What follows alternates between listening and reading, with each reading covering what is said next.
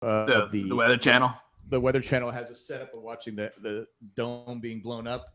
It's and the so good. The MARTA bus pulls out and right in front so good. Just so, so now you have all the people like, God damn it, move it, bus. Move, bus. Beep, beep, beep, bus. Yeah. Who do you blame? The bus driver or them? Why are they on the other side of the street? They should have been on the other side of the street. Exactly. You don't good. set the camera up on the other side of the street. But now you got all the things now, like the great catch yesterday in yesterday's game, but the MARTA bus comes. Nice. It's like everything that happens now, the MARTA bus pulls up in front of it. It's so good. It's like a new internet meme. Yep. Yeah. I love it. So anyway, it's just funny stuff. So on Friday of last week, yeah, I went and saw a concert that if you asked me if I would go to it a year ago, I probably would have said no. No, I would have said yes from the get-go. There, you kidding me?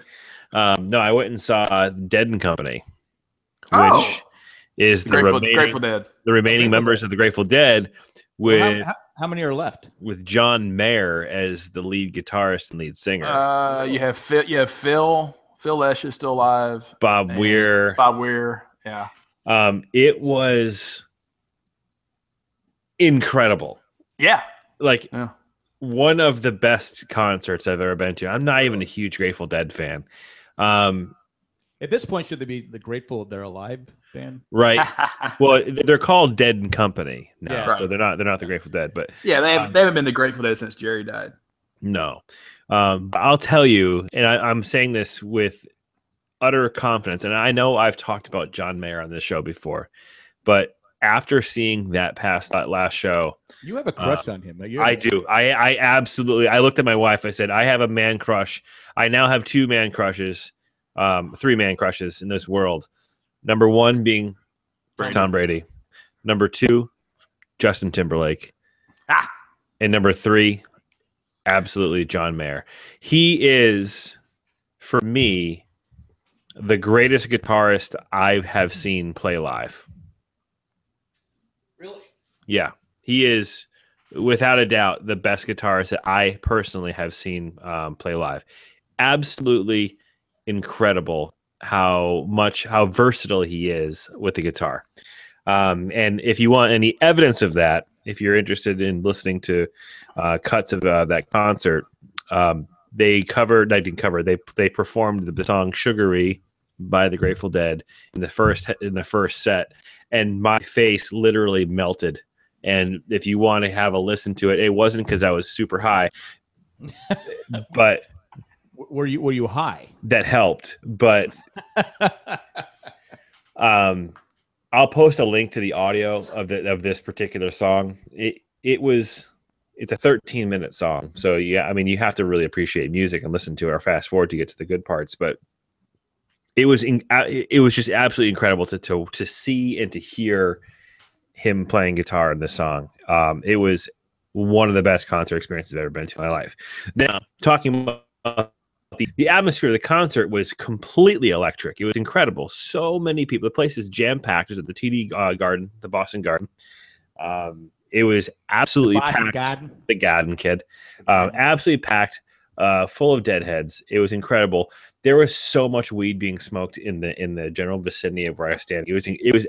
It was actually kind of comical. Like, I looked to my right, there's probably some 20-somethings. They were literally passing a blunt throughout the entire show. So it was just like a never-ending blunt circle, which was incredible. Did they share, or did they both? Oh, they offered, but I was like, no, I'm good. I'm not going to be smoking someone else's blunts. That's just a recipe for disaster. We took care of ourselves for sure. Okay. All right. But was crazy, and this was nuts.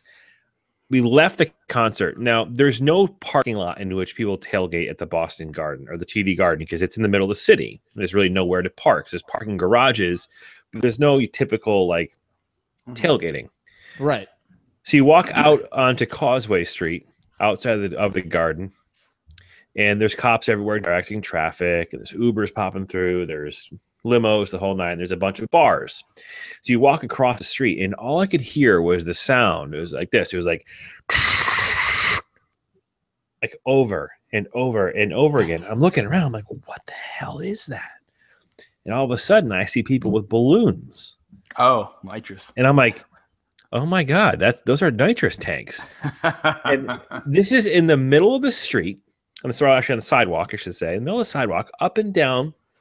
I counted no less than a dozen nitrous tanks just constantly filling balloons and selling them. They're selling them for $20. So I'm sitting here, I'm like, wait a minute. I go, my first question, I said it out loud, I go, people still do nitrous? Like, is this a real thing? But it was crazy. There was like at least a dozen of these tanks filling off these balloons. And there are people that are like teenagers. There was 20 somethings. There was 30 somethings. There was 40 somethings. There was this old couple sitting there just crushing balloons of nitrous. I'm like, what is going on? Like, I mean, I was also pretty tuned up myself from being in that concert, but yeah, but you just don't see that every day. And like, I honest to God, I have not seen that since like a high school kegger in the woods of deep Western Mass when I was like 17 years old, where they used to bring tanks out to the woods. And it's retro. It's making a comeback. I was blown away because there was so many people, and they're making so much cash. Like just. Yeah. Well, there you said it too. Cash. Oh yeah.